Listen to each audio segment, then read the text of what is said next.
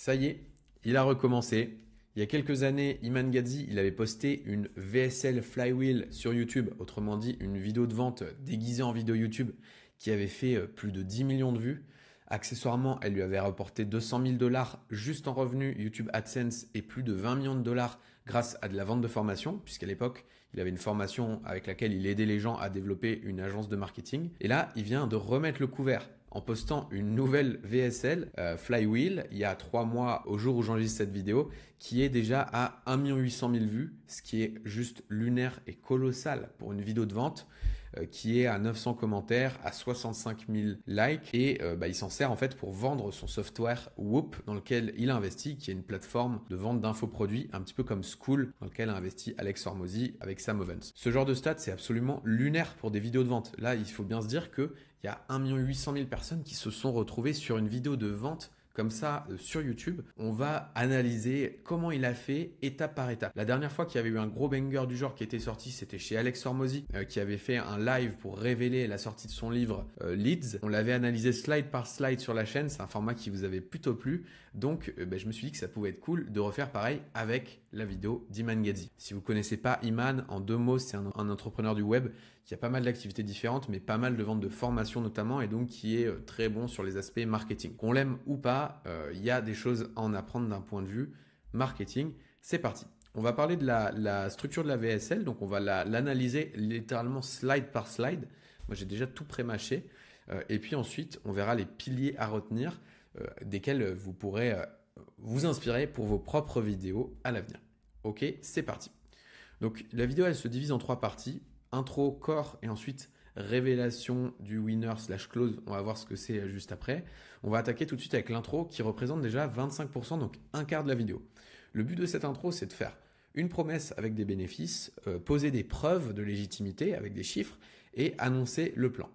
Donc cette intro, voilà comment elle commence. Il commence par dire « Ok, je veux que les choses soient claires, il n'existe pas de méthode pour devenir riche rapidement ni pour devenir riche facilement. » Donc là, tout de suite, d'entrée de jeu, il veut en fait se distinguer des vendeurs de rêves. Il vous dit, moi je ne vais pas vous vendre du rêve, chez moi c'est pas comme chez les autres. Juste après, il enchaîne avec, en revanche, il existe une façon de devenir riche plus vite et plus facilement. Donc je ne suis pas comme les autres, mais un peu quand même. En gros, voilà, cette phrase-là, elle sert juste à se distinguer des autres vendeurs de rêves, mais au final à dire un peu la même chose et à quand même dire aux gens un petit peu ce qu'ils veulent entendre. Donc là, lui, ce qu'il va dire, c'est que peu importe ce que vous faites, il ne suffira pas de claquer des doigts pour gagner de l'argent, etc., etc. Mais il existe des moyens plus faciles de faire.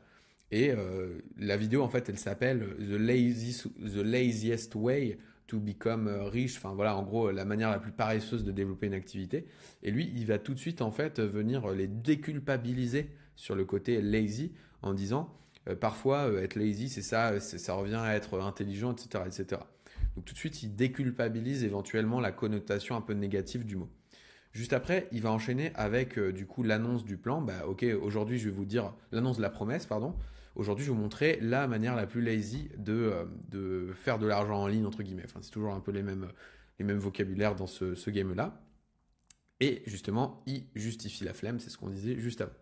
Il annonce rapidement le plan et il enchaîne sur en quoi il est légitime pour dire tout ça. Donc là, en tant qu'entrepreneur à 9 figures, donc ça veut dire à 100 millions, si je ne dis pas de bêtises, 6, 7, 8, 9, oui c'est ça, 100 millions annuels, on me pose toujours la même question, comment devenir riche quoi, en gros. Donc là, il va mettre directement dès l'intro toutes ses preuves de légitimité, donc ça c'est assez classique, où il va dire, ok, moi j'ai plusieurs entreprises de logiciels, j'ai des marques de produits physiques, j'ai vendu des services avant puisque j'avais une agence.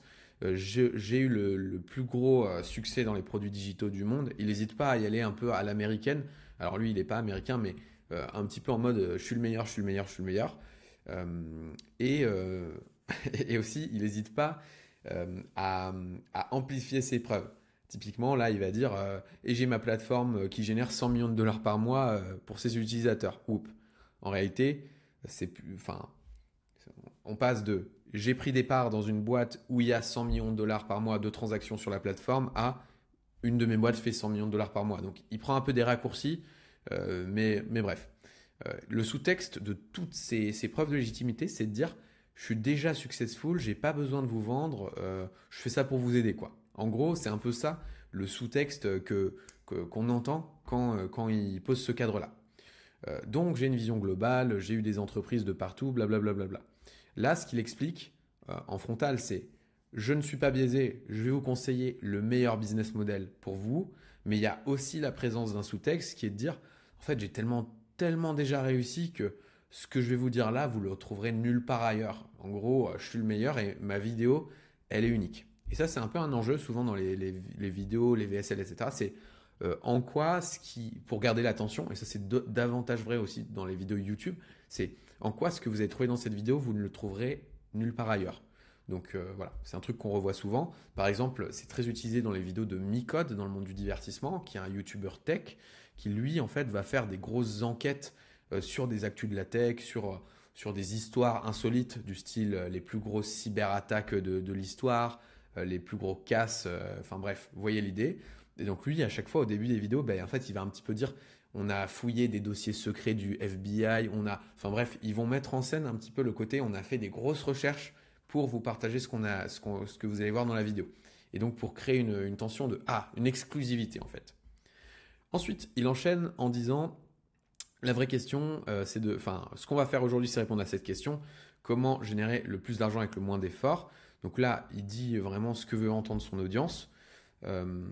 Et puis, il va dire, OK, en 2025, la culture du grind, travailler sans relâche, elle pousse à culpabiliser ceux qui ne travaillent pas autant, etc. etc. Mais poser cette question de comment est-ce qu'on le fait avec le moins d'efforts, c'est une question qui est intelligente. Un tout bon investisseur doit toujours avoir le meilleur retour sur ses efforts, etc. etc. Donc là, ce qu'il vient faire, c'est un petit peu rassurer l'audience et justifier l'échec. Ça, c'est un truc en fait, tout le monde vous a dit qu'il fallait travailler dur et tout, mais on vous a pas tout dit, on vous a caché quelque chose. Et cette notion de justifier l'échec dans les VSL ou les vidéos du style, c'est toujours hyper présent et assez important. Là, petit disclaimer, on analyse les mécaniques du marketing, elles peuvent être utilisées pour le meilleur comme pour le pire. Ce que je veux dire par là, c'est que si aujourd'hui vous êtes expert de vos sujets, mais que vous n'arrivez pas à gagner l'attention des gens, probablement qu'en utilisant ce genre de technique marketing, mais pas forcément celle-ci précisément, mais en piochant et en faisant à votre sauce, vous pourrez en fait donner une bien meilleure portée à votre message.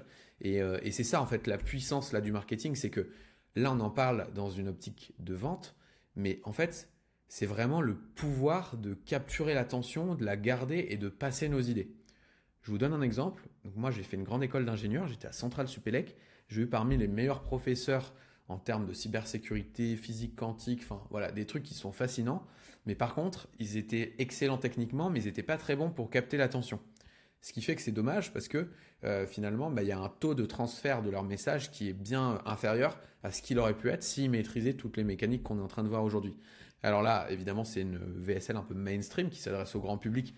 Parfois, les ficelles sont grosses, parfois vous allez trouver ça sans doute grossier, vulgaire et tout. C'est probable.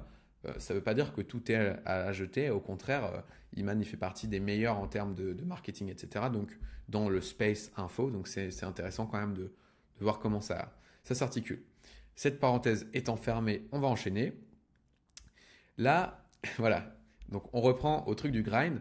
Beaucoup de vidéos YouTube vous expliquent que vous devez travailler dur pour réussir, etc.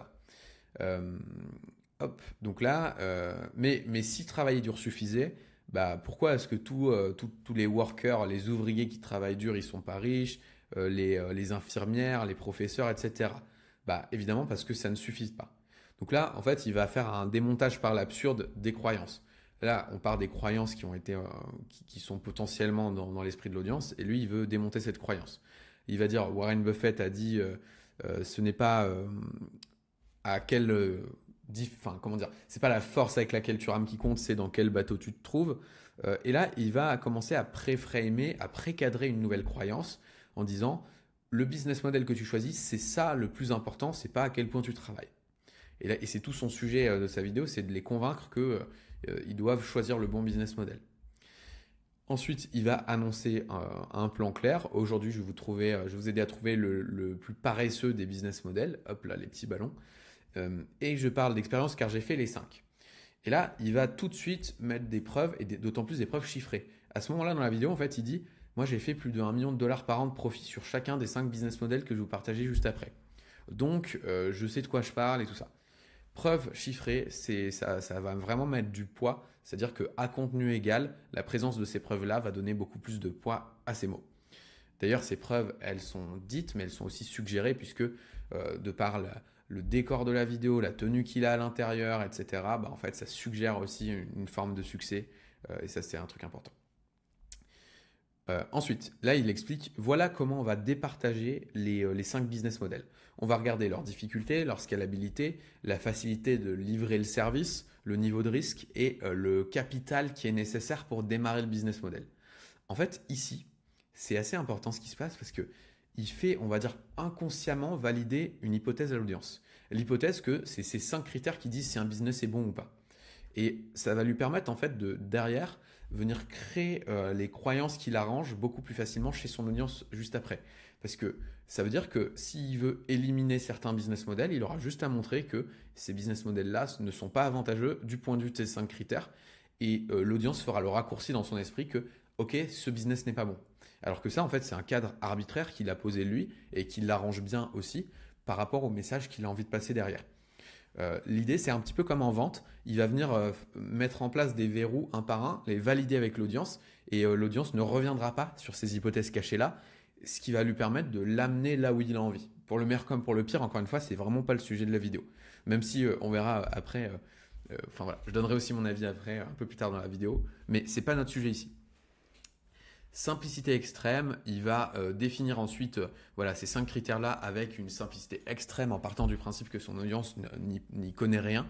Donc voilà, le capital de départ, la scalabilité, qu'est-ce que c'est, la facilité de livraison du service, le niveau de risque, etc. etc. Et d'ailleurs, en fait, il va réutiliser aussi, il va suggérer qu'il a beaucoup de succès assez souvent dans la vidéo, de manière plus ou moins voilà, subtile. Là, par exemple, il dit le niveau de risque. Attention, c'est bien de prendre des risques, mais je recommande vraiment pas de le faire au départ, blablabla. Bla, bla, bla. Par exemple, regardez, moi j'ai racheté Whoop, donc Whoop c'est du coup l'espèce de variante de School. Et bah oui, ça c'est une prise de risque, mais au début je faisais pas des trucs aussi risqués. Ou alors on a à racheter telle boîte qui est rentrée chez Y Combinator, blablabla. Et bah en fait oui c'est risqué, mais au début je vous conseille pas de faire ça. En gros, toute la vidéo elle est parsemée de preuves, de rappels qui sous-entendent que voilà, il maîtrise son sujet et tout. Ensuite, difficulté, bref, vous avez compris. Il va simplifier l'objectif de la vidéo en disant ce qu'on veut, c'est de trouver un business qui n'a pas besoin de capital, qui est très scalable, qui est facile à faire, qui n'est pas risqué et qui est facile. Voilà, évidemment, là, il pose une espèce de fantasme parce que aucun business model n'est parfait, mais en tout cas, le fait de poser ce cadre au départ, avant même de parsemer les 5 business models, ça lui permet encore une fois de faire valider ça à l'audience qui ne re-questionnera pas forcément ce postulat après. Ensuite, il va adresser l'éléphant dans la pièce. Il va dire je sais qu'il y a des milliers d'entrepreneurs qui vous ont dit qu'il y avait un business plus facile que les autres, etc. Et qu'il fallait utiliser en gros leur business model. Donc là, c'est important, là, ce qui se joue ici, c'est de dire les gens qui sont en train de regarder sa vidéo, ils ont une petite voix dans leur tête qui est en train de parler, des petites objections en train de se créer de ok, mais s'il y avait un business plus simple, blablabla, tout le monde essaie de vendre sa soupe. Lui, il dit je sais, tout le monde vous dit ça. Et là, ok, il recapte l'attention du coup de l'audience. D'habitude, les mecs, ils vous conseillent leur business model par intérêt. Mais dans mon cas, c'est différent. J'ai réussi dans tous. Donc, je suis pas comme eux. Là, c'est ça qu'il va dire. Ou pas, mais ça, on verra tout à l'heure.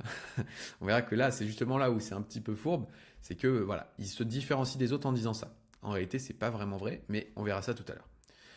Moi, j'ai une vision 360 degrés. J'ai fait déjà les 5 business models, blablabla. Faites-moi confiance. Je suis différent.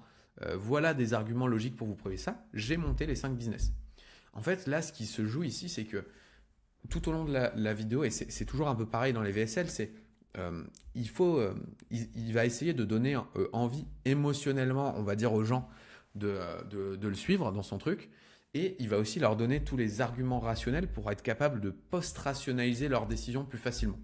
Donc l'émotionnel, c'est tout le sous-texte qu'il va partager avec comment il est habillé, le niveau de succès qu'il va afficher, ce genre de trucs, le lifestyle, les promesses, les bénéfices un petit peu. Et la post-rationalisation, ça va être tous les arguments qu'il va donner à l'audience pour que eux, en fait, ils aient, on va dire, leur faciliter le chemin de post-rationalisation, a posteriori, quoi. Je vais partager la vérité sur les business models populaires sur Internet. Sous-entendu, je détiens des secrets que personne ne veut vous dire. Vous ne trouverez ça nulle part ailleurs. Voilà, c'est encore une fois cette idée-là. C'est parti. Et donc là, on termine l'introduction qui a duré 7 minutes, qui a duré donc un quart de la vidéo et on entre dans le corps de la vidéo. Hop. Partie 2, corps, qui va durer 12 minutes, une petite moitié de vidéo. Il va prendre tous les premiers véhicules classiques et il va les péter un par un. Je vais passer rapidement, on ne va pas passer sur tous parce que ça va être la même mécanique pour les 4, mais on va déjà faire les 2 premiers, vous allez voir pourquoi. Là, le but de cette partie, ça va être d'éliminer toutes les alternatives pour que le mécanisme qu'il a intérêt à vendre soit la seule option dans l'esprit de l'audience. Ça, c'est extrêmement classique dans les VSL. C'est toujours un petit peu la même chose. On commence par une promesse de « Ok, vous êtes dans une situation A, vous voulez aller dans une situation B. » Donc là, en l'occurrence, la situation A, c'est voilà, vous êtes en galère, vous vous renseignez, vous voulez gagner de l'argent sur Internet, mais vous ne savez pas quoi faire. Et la situation B, c'est vous avez un business successful, vous gagnez 10 000, 20 000, 30 000 dollars par mois, etc., grâce à ça. Ensuite, on donne des preuves que ça marche. Donc là, lui, les preuves, c'est ses accomplissements à lui. D'ailleurs, c'est marrant parce qu'il donne des preuves de lui, mais pas forcément de ses clients, alors qu'il en a eu plein des clients, mais en tout cas, il n'a pas basé ça là-dessus. Donc voilà. Introduction d'un nouveau véhicule unique et mystérieux. Donc là, c'est ce qu'il a fait en teasant qu'on va voir le meilleur business model. Et élimination des autres possibilités, des autres véhicules possibles. Voilà, bon, vous avez compris, le but de son truc, c'est d'installer la croyance qu'il n'y a que sa méthode à lui qui marche et que les autres non. C'est ce qu'il va faire en fait tout au long de cette partie de la vidéo. Et encore une fois, ça se challenge. Est-ce que c'est bien, est-ce que c'est pas bien? C'est pas notre sujet ici, mais en tout cas, c'est comme ça que se créent les croyances en fait. Donc là, il va citer tous les bénéfices qui sont annoncés par ceux qui vendent du dropshipping. Donc l'idée, c'est de dire, si un mec qui regarde, il est déjà convaincu du dropshipping, on va aller dans son sens et après, on va désamorcer ce qu'il croit. Dropshipping, ça paraît easy, blablabla. Tu trouves un produit que les gens aiment, tu le vends et ça y est, tu es le roi du pétrole. Sauf que, spoiler, ça marche pas comme ça. On vous a menti. Il y a un squelette dans le placard et je vais vous le montrer. Ça, c'est toujours hyper efficace. Le côté, on vous a dit que, mais en fait, c'est trop beau pour être vrai. Voilà ce qui se cache derrière. C'est une structure qui marche bien. Nous, c'est une structure qu'on a fait chez un client, donc Jérémy Coleman, et qui a donné lieu à une pub winner. Lui, il est dans le marché du coaching. Dans le marché du coaching, tout le monde promet que vous pouvez gagner 10 000 euros par mois dans les pubs, c'est ce qui est promis. Donc nous, la pub winner, elle commence en disant, tout le monde vous promet qu'on peut gagner 10 000 euros par mois dans le coaching. Pourquoi est-ce qu'ils disent tous ce chiffre-là? Qu'est-ce qui se cache derrière? Est-ce que c'est vraiment possible? On va creuser tout ça. Et après, il y a un peu le côté, voilà le squelette dans le placard en fait. On vous a dit 10 000 parce que, et on explique la mécanique de pourquoi en fait c'est pas possible, mais sous quelles conditions c'est quand même possible et quelle est la méthode qui, blablabla. Et voilà. Et on vient apporter de la nuance. Ça, c'est un truc qui marche bien. C'est ce qu'il fait un petit peu ici. Capital. Donc là, il va expliquer qu'en fait, il faut du capital pour se démarrer. Scalable, il va expliquer que en fait, c'est pas vraiment scalable parce que tu dois toujours relancer des nouvelles boutiques, etc., etc. Il va dire, ce serait scalable si vous aviez votre propre, un vrai e-commerce où vous détenez la production, mais il s'avère que ça, c'est trop compliqué pour vous. De toute façon, vous ne pourrez pas le faire. Regardez, moi, je l'ai fait avec ma marque de lunettes. On n'a que des galères et tout. Le faites pas.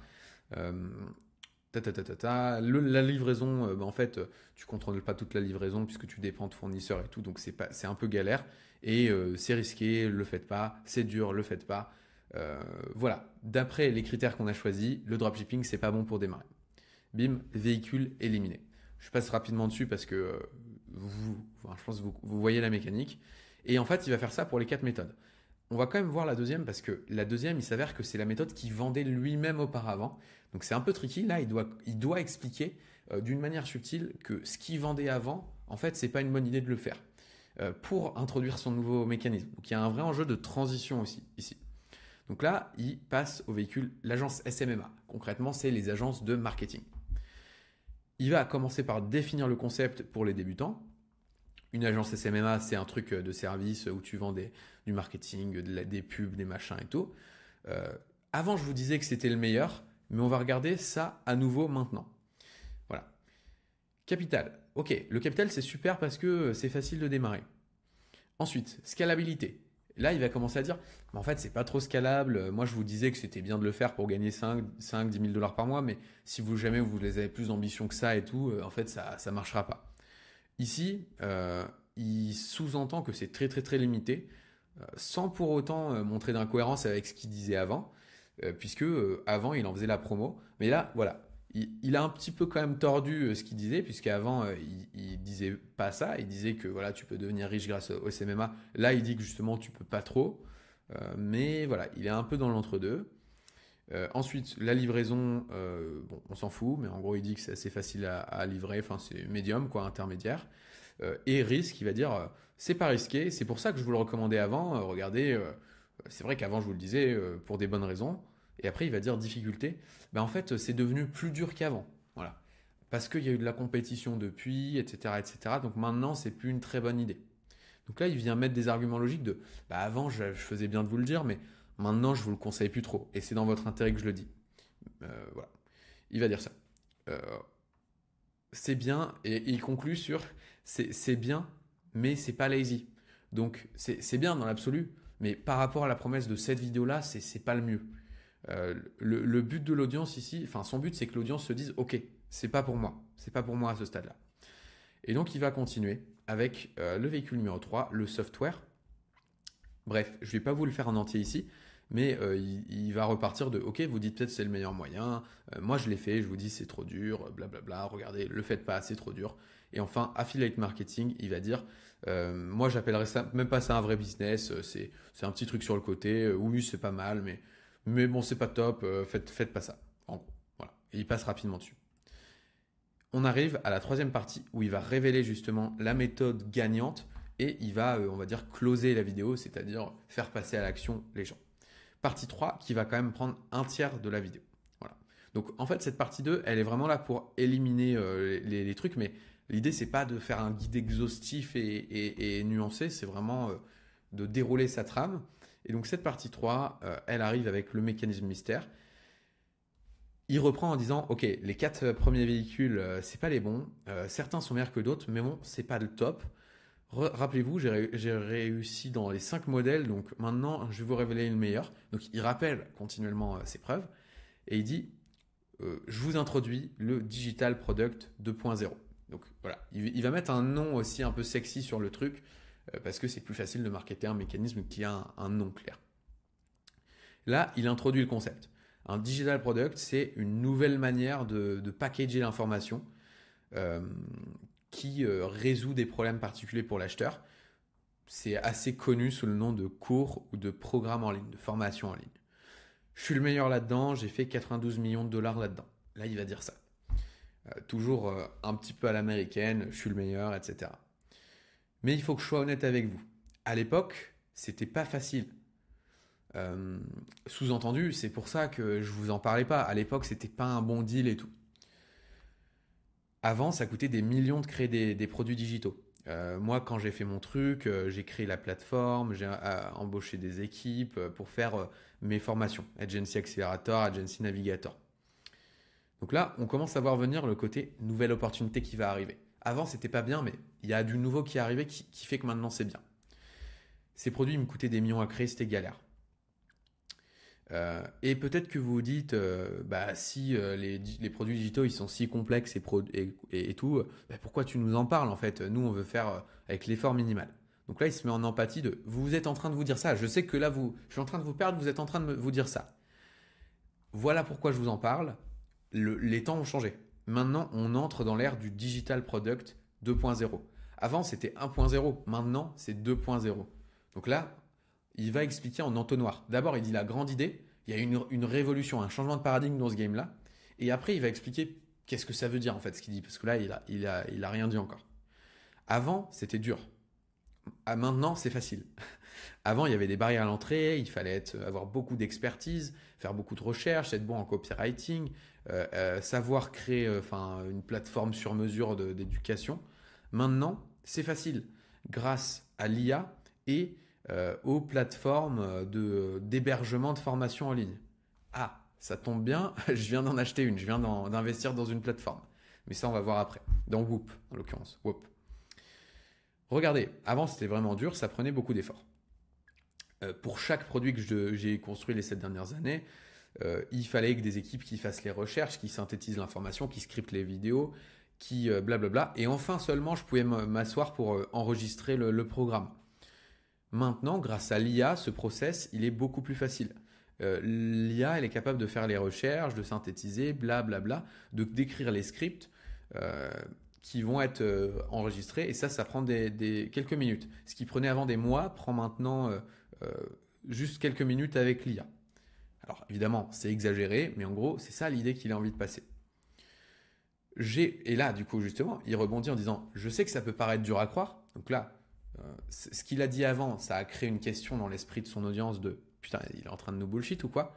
Je sais que ça paraît dur à croire, mais regardez, c'est pas trop beau pour être vrai. On a créé un software qui fait tout ça pour vous. Synthetize.ai. Synthetize. Enfin bref, vous avez compris. On l'a fait tester à quelques personnes car c'est vraiment trop puissant. Ça élimine 80% du travail. Donc il y a toujours une manière aussi de framer l'information. Il aurait pu dire bon, on voulait tester le truc, on n'était pas trop sûr, on a fait une bêta avec quelques personnes pour voir si c'était pas trop foireux. Non, il a dit c'est tellement puissant qu'on l'a laissé tester qu'à quelques personnes. Donc c'est toujours des manières de choisir aussi les mots qui montrent que c'est les meilleurs. Ça élimine 95% de travail, tu n'auras rien à faire. L'outil va t'aider à trouver tes sujets, il va synthétiser la connaissance des experts, il va créer les scripts, le programme et le script des vidéos et tout. Tu auras juste à t'asseoir, te filmer, tu n'auras même pas besoin de montrer ta tête. Là encore, il lève les objections au fur et à mesure. Tu n'auras même pas besoin de te montrer. Mais est-ce que je vais devoir écrire les modules moi-même? Non. Objection anticipée, le truc va les écrire pour toi. Ok. Là, maintenant, tu es convaincu que c'est devenu facile. Enfin, là, il lui dit, il dit à l'audience, ok, comme vous pouvez voir, l'IA a changé la manière de créer le produit, mais peut-être que vous dites, mais comment je l'héberge et comment je le vends? Donc là, la personne qui regarde se dit, ah oui, c'est vrai, effectivement, comment est-ce que je l'héberge ou je le vends? Bah, lui, il va en fait poser les questions avant même que l'audience ait le temps de se les poser, et il va tout de suite amener les réponses. En 2025, il y a des plateformes qui ne se contentent pas d'héberger les produits, mais qui vont aussi booster les ventes. Qui vont aussi mettre en avant les trucs. Mais de quelle plateforme il peut bien s'agir? Donc là, on commence à voir arriver avec ses gros talons le fait qu'il va pousser sa plateforme. Mais voilà, il l'amène encore une fois un petit peu subtilement. Et là, si vous, là, ça vous paraît évident ce qui est en train de se dérouler, il faut se dire que tout ça, c'est posté sur une chaîne grand public. Donc des gens qui ne sont pas forcément éduqués au marketing, qui n'ont peut-être pas encore vu 100 000 vidéos, etc., 100 000 trucs. Et lui, c'est un ouvreur de marché. Et quand tu fais 2 millions de vues comme ça, tu as des gens dont c'est le premier point de contact avec le monde online, et donc, du business en ligne et compagnie. Ça marche sur son audience, en fait. Cette industrie, elle est en train d'être disruptée. Regardez comment ça s'est passé la dernière fois. Donc là, il va créer de la hype. Il va dire, ok, c'est un truc de fou ce qui est en train de se passer. Regardez dans l'e-commerce la dernière fois ce qui s'est passé. Avant, c'était galère de faire des e-commerce. C'était impossible pour les débutants. Il faut être capable d'investir, de coder sa boutique, de faire plein de trucs. Shopify est sorti, ça a rebattu les cartes. Et ce qui s'est passé, c'est que ça a rendu accessible à tout le monde. Des débutants ont commencé à faire des millions de dollars grâce au dropshipping à Amazon FBA et compagnie. Donc là, il dit vraiment, regardez la dernière fois qu'il y a ça qui s'est passé, les débutants, ils ont fait des millions. Sous-entendu, vous allez faire pareil, en fait, maintenant. Ces plateformes ont éliminé les barrières à l'entrée. Et là, c'est là où c'est fort, c'est qu'il arrive aussi à framer le fait qu'il investit dans Whoop, non pas comme j'ai un intérêt à vous vendre ce que je suis en train de vous vendre, mais comme un regardez, j'y crois tellement que j'ai investi des millions dans ce truc-là. Et là, il va dire, il va connecter en fait Whoop à quelque chose que connaît son audience en disant Whoop, c'est comme Shopify Amazon du digital product en fait. Donc il crée une simplification et il connecte ça à quelque chose que l'audience connaît. Et là, donc il conclut en disant la combinaison d'IA comme Synthetize, donc son IA, et de la plateforme comme Whoop, c'est l'opportunité de l'année. Donc là, il vient, mine de rien, d'introduire ces deux outils comme ça, avec les bonnes tournures de phrases, puisqu'il dit la combinaison de trucs comme la mienne, machin. Il dit pas forcément utiliser la mienne, mais il dit, il utilise comme exemple pour illustrer, mais du coup, ça devient la solution absolument logique pour profiter de l'opportunité qu'il présente, puisqu'elles sont nécessaires. Et que la personne qui est en train de regarder la vidéo d'Iman, elle ne va pas s'amuser à benchmarker forcément toutes les plateformes qui existent. Mais bon, suivons quand même le plan pour enfoncer le clou. Donc là, en gros, il a déjà dit que c'était le meilleur truc, mais il va quand même confirmer ce qu'il vient de dire en faisant un petit biais de confirmation avec ses critères à lui. Je vous passe les détails, mais en gros, voilà, upfront capital, il n'y a besoin de rien, c'est scalable, c'est facile à délivrer, il n'y a pas de risque et c'est facile à faire. Donc c'est le meilleur, selon les critères qu'on a frimés au début. Tu peux faire, et il le dit, tu peux faire des dizaines de milliers de dollars par mois sans effort avec ce truc. Donc en fait, toute la vidéo est designée pour arriver à ce tableau qui compare les 5 modèles et qui montre que le cinquième, c'est indéniablement le meilleur. Ça c'est construit pour qu'on arrive à cette conclusion logique. Alors là, si on prend un petit pas de recul, on arrive à la conclusion logique que là, il est en train de dire à des débutants que le meilleur truc qu'ils puissent faire, c'est de créer des formations en ligne qui sont écrites par une IA sur Whoop sans leur montrer spécialement de preuves que ça marche, si ce n'est le fait que lui ait dit que ça marchait. Bon, voilà, ça se challenge. Est-ce qu'un débutant qui crée une formation en ligne alors qu'il n'a pas d'expérience en faisant des résumés qu'il a vu ailleurs avec de l'IA, ça va vraiment marcher? C'est peut-être pas sûr, mais en tout cas, c'est là qu'ils sont forts, ces marketeurs. C'est qu'ils arrivent à vendre ce qu'ils veulent, en fait. Ils arrivent à vendre les idées qu'ils veulent. C'est un peu la même chose, en fait, avec Hormozy qui a investi dans Skool et qui s'est mis à faire aussi la promotion du low ticket à un moment donné, en disant l'avenir, c'est de créer des petites communautés pas chères, à 20 balles par mois, 50 balles, 100 balles par mois pour de la formation comme ça, alors que c'est un business model que lui-même n'a pas utilisé pour percer et qui est hyper compliqué. Voilà. Regardez, même moi, je mouille le maillot, on y va ensemble. Là, il renfonce le client en disant « Regardez, j'y crois tellement, j'ai investi, faisons-le ensemble et tout. Je suis rationnel quand j'investis, ça va péter. » Donc là, il explique que si j'ai investi des millions de dollars dans Whoop, c'est que j'ai fait mes études avant. C'est en train d'exploser, ce marché-là, ça va exploser l'information en ligne et tout. Donc là, voilà, ça vient encore reconfirmer le truc.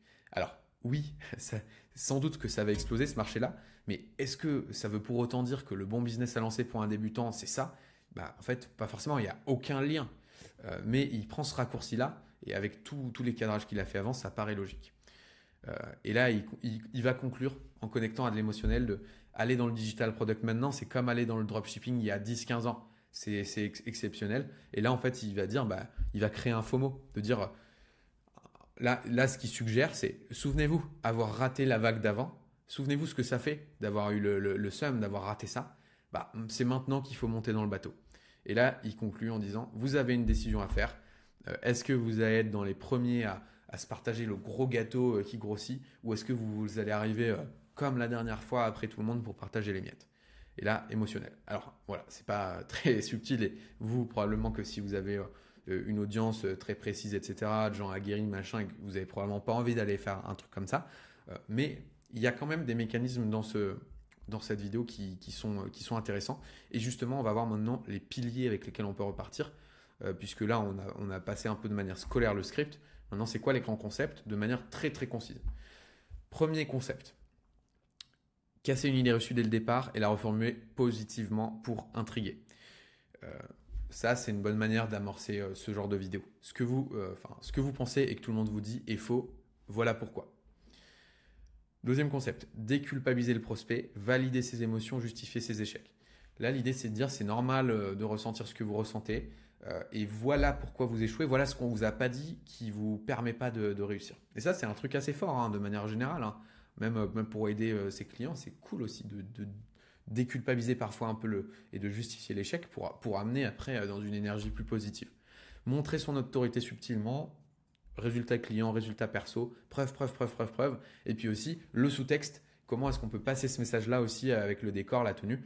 Pareil, si c'est par exemple, je sais pas, un médecin qui parle d'une formation pour être en meilleure santé, si évidemment il tourne son truc en blouse, qu'il est dans un laboratoire, ça passe aussi un message. Éduquer et donner de la valeur avant de vendre. Donc là, l'idée, c'est de dire ce genre de VSL, là où elles sont surprenantes, c'est que dans les commentaires, les gens remercient le gars d'avoir fait la vidéo, alors que ça reste ni plus ni moins qu'une VSL. Donc, c'est des VSL un peu intermédiaires qui permettent à la fois de vendre, mais tout en développant la marque.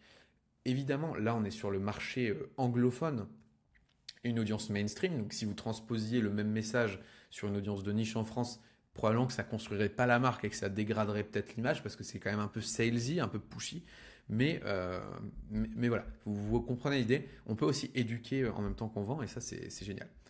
Introduire son offre comme un nouveau véhicule. Donc ça, c'est globalement le truc un peu classique de OK, ce qui marchait avant ne marche plus parce que nanana, les actualités rebattent les cartes. Telle actualité, tel nouveau truc qui arrive, l'IA ou que sais-je, rebattent les cartes. Voilà ce qui va se passer. Et là, il y a cette notion de FOMO qui est particulièrement efficace en mode mass market comme il le fait lui. Simplifier à l'extrême. Le travail d'un bon pédagogue, c'est de vulgariser. Un bon marketeur, c'est de simplifier. On est vraiment là pour simplifier le propos, un peu comme un sculpteur qui va retirer des éléments, qui va retirer tous les trucs qui brouillent et qui va garder que l'essentiel. Et enfin, voilà, le cocktail gagnant, c'est un petit peu ça. On casse un mythe pour attirer l'attention, on fait une promesse un peu intrigante pour susciter la curiosité. Autorité, on explique pourquoi on devrait nous écouter. Connexion émotionnelle, on montre qu'on comprend aussi ce que les gens pensent. Éducation, là, on donne de la valeur, on aide. Nouveau véhicule, et puis vision urgence, déclenchement du passage à l'action. Voilà, bref. Si ça vous parle tout ça et que vous voulez aller plus loin, on a plein de vidéos sur la chaîne dans laquelle j'explique comment développer une audience sur YouTube, une petite audience quali, avoir des clients qui sont cool, avec qui travailler. Vous pouvez aller voir ça. Mon job, c'est de vous aider à le faire. Donc, si vous voulez qu'on étudie votre cas ensemble, vous pouvez aussi prendre un call avec moi. On fera le point sur votre situation. Je vous dirai si je peux vous aider ou non. En tout cas, n'hésitez vraiment pas à me faire votre feedback sur ce genre de format. C'est un truc un petit peu que je teste. J'espère que ça vous a plu. Je vous mettrai, je pense, le Notion avec le lien quelque part dans la description si vous voulez le récupérer. Et nous, on se dit à très vite pour une prochaine vidéo. Ciao!